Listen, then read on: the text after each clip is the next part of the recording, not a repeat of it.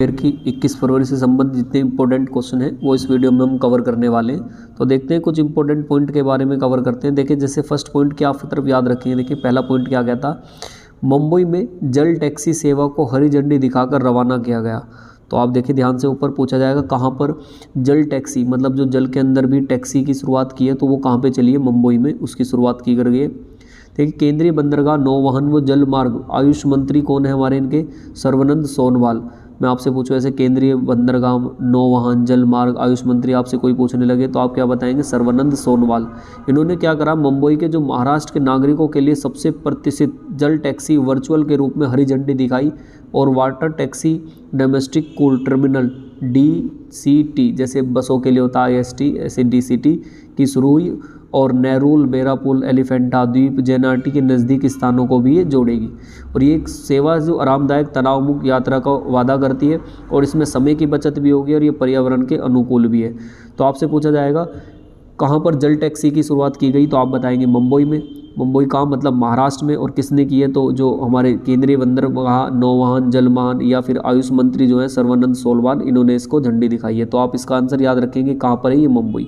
चलते देखिए next point की तरफ। आप पूछा जाएगा आपसे FAITH, फेथ ने भारत पर्यटन दृष्टि दस्तावेज 2035 को जारी किया। पूछेगा कि फेथ ने भारत पर्यटन दस्तावेज कब तक जारी किया, तो 2035 जारी किया है। देखिए ये क्या, फेथ मतलब federation of association in Indian tourism and hospitality ने फेथ 2035 तक विजन डॉक्यूमेंट जारी किया, जिसमें लक्ष्य शामिल किया गया कि वर्ष 2035 तक भारतीय पर्यटन को दुनिया का द्वारा सबसे पसंदीदा और पसंद करने के लिए एक निस्पंदन पथ बनाएंगे। और भारतीय स्वतंत्र के 75वें उपलक्ष्य में विजन डॉक्यूमेंट लॉन्च किया और इसका उद्देश्य था कि पर्यटन के लिए भारतीय समाज आर्थिक स्थिति व नौकरी संरचना के साथ साथ सतत विकास की परियोजना को मॉडल को रूप में स्थापित करना है। तो कैसे बनेगा, फेथ ने भारत का पर्यटन दृष्टि दस्तावेज 2035 जारी किया। ये भी पूछ सकता है कि भारत का पर्यटन दृष्टि दस्तावेज 2035 किसने जारी किया, तो आप बताएंगे फेथ ने। फेथ की आपसे फुल फॉर्म पूछने लगे तो federation of association in Indian tourism और हॉस्पिटलिटी, तो आप इसकी फुल फॉर्म भी याद रखेंगे।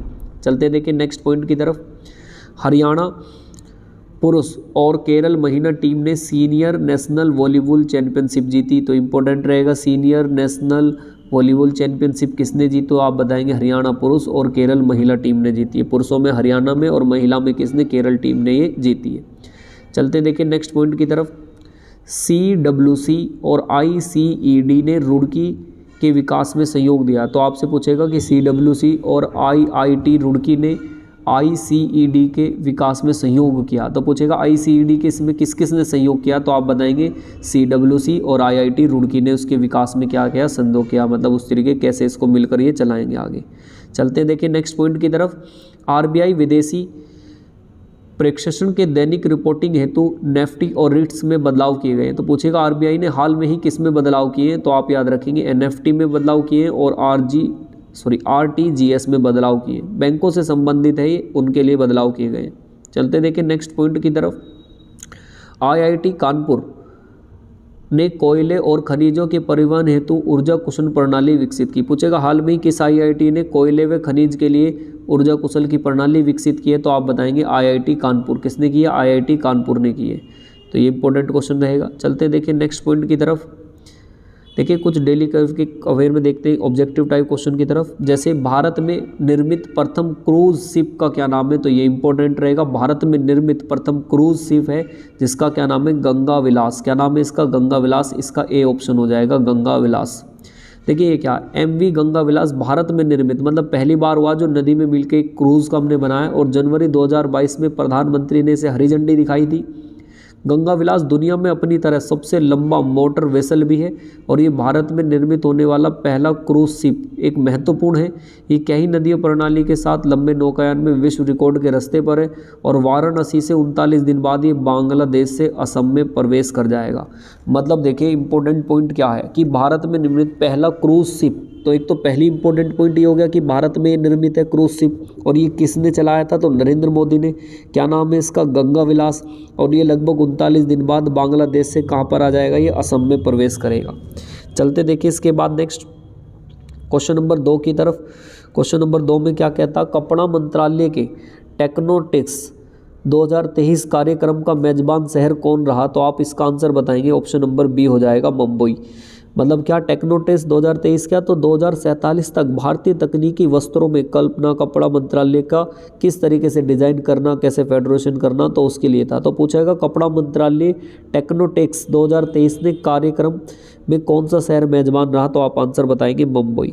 चलते देखिए नेक्स्ट क्वेश्चन की तरफ। आपसे पूछा जाएगा कवच 2023 किस केंद्रीय मंत्रालय द्वारा आयोजित एक राष्ट्रीय स्तर का हैकाथॉन है? तो आप आंसर बताएंगे शिक्षा मंत्रालय का। किसका? शिक्षा मंत्रालय का। चलते देखिए नेक्स्ट क्वेश्चन की तरफ। आपसे पूछा जा सकता है, देखिए छत्रपति शिवाजी महाराज की जयंती कब बनाई जाती है? तो आप आंसर याद रखेंगे 19 फरवरी को। कब बनाई जाती है? 19 फरवरी को। जो शिवाजी महाराज की जयंती है वो 19 फरवरी को बनाई जाएगी, तो मतलब 19 फरवरी को बनाई जाती है।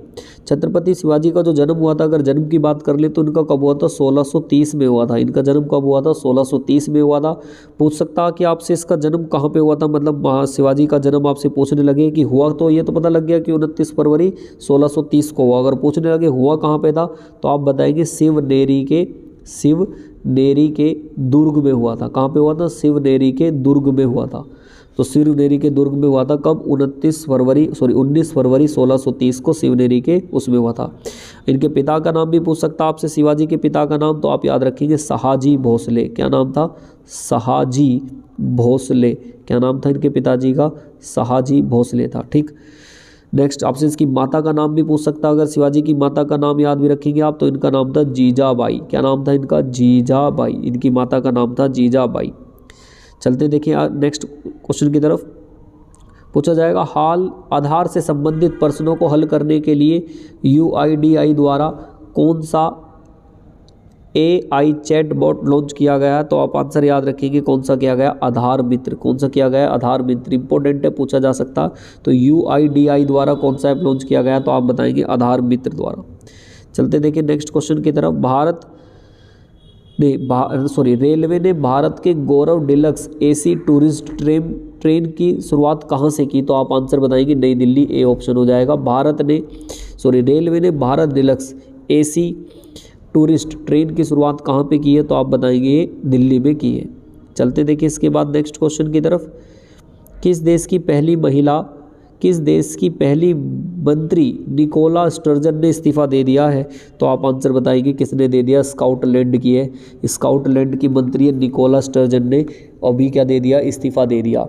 अगर स्कॉटलैंड से बात करें तो स्कॉटलैंड से देखिए ऊपर और पूछ सकता। तो पहले तो ये इंपॉर्टेंट क्वेश्चन है कि पहली मंत्री है कोई, मतलब जिनके यहाँ की जो मतलब लेडीज़ थी निकोला स्टर्जन, जिन्होंने क्या कर दिया यहाँ से इन्हें त्यागपत्र मतलब इस्तीफा दे दिया। और अभी हाल में इस्तीफा मैंने बताया था वर्ल्ड बैंक के कौन है जिन्होंने वर्ल्ड बैंक के अपने कार्यकाल से पहले ही इस्तीफा दे दिया, तो उनका क्या नाम है? David Malpass. ऐसे इन्होंने किया। तो ये काउंट किए जिनका नाम है निकोला स्टर्जन। क्या नाम है? Nicola Sturgeon. ये पहली मंत्री बनी है ऐसी जिन्होंने अपने पद से क्या कर दिया? इस्तीफा दे दिया। चलते देखिए।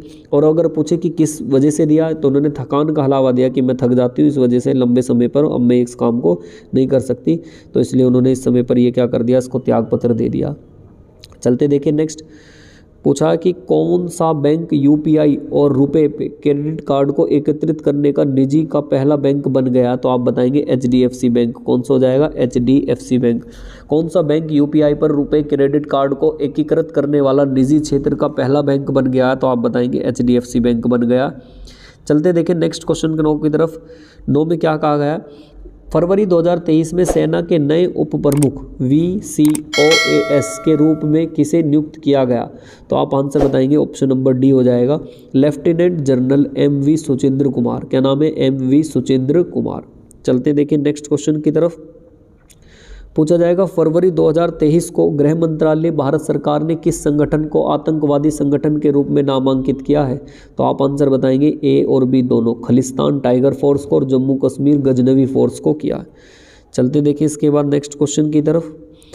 देखिए इसमें एक क्वेश्चन आप याद रखना, इसमें अगर मैं पूछूं आपसे कि पूछे कि जम्मू कश्मीर या फिर पाकिस्तान के हाल में ही सबसे आतंकवादी संगठन के तौर में भी जो पहले से जाने जाते थे तब भी यही दो नाम थे, एक का नाम है खलिस्तान टाइगर फोर्स और दूसरे का नाम है जम्मू कश्मीर गजनवी फोर्स।